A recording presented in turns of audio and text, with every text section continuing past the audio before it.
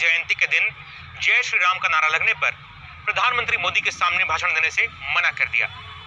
ये घटना इस बात की एक झलक है कि पश्चिम बंगाल में इस चुनावी साल में तृणमूल कांग्रेस और बीजेपी के बीच किस कदर की राजनीतिक जंग छिड़ी हुई है। लोकतंत्र का बचाव के नाटक करने वाले लोग निर्दोष लोगों की हत्या करने पर तुले हुए हैं। मगर बीजेपी और टीएमसी की इस लड़ाई को उनके विरोधी नकली बताते हैं। तृणमूल और बीजेपी जो लड़ाई करते हैं ना, ये सब लोगों को आंख में धोखा देने के लिए, असलियत वो नहीं है। नरेंद्र मोदी जी का ये सपना है कि कांग्रेस मुक्त भारत, और ममता जी का ये सपना है कि कांग्रेस और लेफ्ट मुक्त बंगाल। दोनों का एजेंडा है। लोग ये सोचता है कि ये एक दूसरे के ए टीम बी टीम है। बीजेपी है ए टीम और वो है बी टीम। अभी जब ममता बीजेपी के खिलाफ में बहुत बोल रहा है, तो बीजेपी तो वही लाया है ना। जब 98 में 98 में जब बीजेपी तृणमूल का जन्म लिया तो बीजेपी का गोद में लिया। 2019 के नतीजों का ट्रेंड 2021 में दिखेगा ही। विरोधी इस पर भी सवाल उठाते हैं। 16 में जो नतीजा था 19 में क्या वो नतीजा हुआ? नहीं हुआ। लेकिन 19 में जो नतीजा हुआ तो 19 के नतीजे के दिन से ही लोग 21 का नतीजा उसके आधार पर लिख दिए और आज भी वो लिख रहे हैं। बट आपको तो फास्ट चेंजिंग जो है, बदलाव हो रहा है, इसको तो आपको दिमाग में रखना पड़ेगा। वो नहीं है। तो मैं खुद कह रहा हूं कि 16 में अगर बीजेपी और तृणमूल के अंदर 25 सीटों में वोट का शेयरिंग नहीं होता तो तृणमूल की सरकार वापस नहीं आती।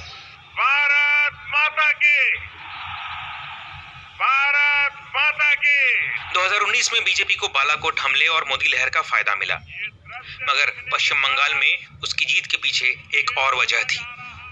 लास्ट चुनाव में ये देखा गया कि सीपीएम को वोटर और सीपीएम को बहुत सपोर्टर, वो लोग बीजेपी को वोट डाला, तो वो वोट सीपीएम को वापस आए तो बीजेपी को क्षति होगा। चुनावों से पहले टीएमसी के कई मंत्री, विधायक, नेता, समर्थक बीजेपी का हिस्सा हो गए हैं। इससे बीजेपी की ताकत भी बढ़ी है और चुनौती भी।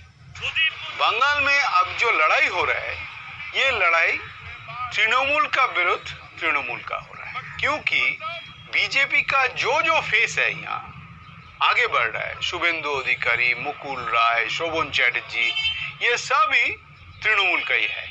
और ये सब फेस स्कैम टेंटेड है।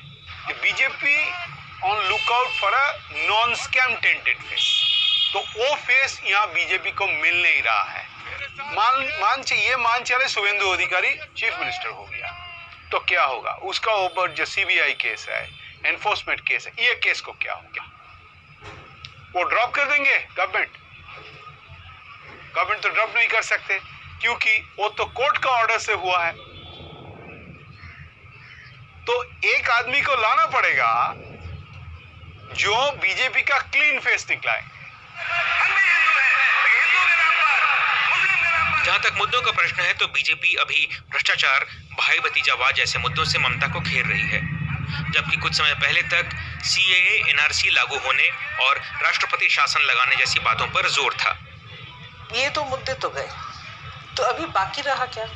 एंटी इनकम्बेंसी, यानी कि ये सरकार ने चोरी की है, तोलाबाज, भतीजावाद, एक्सेट्रा, ये मुद्दे चल रहे हैं। लेकिन ये तो मामूली मुद्दे हैं। एक इलेक्शन में बीजेपी आके क्या करेगी?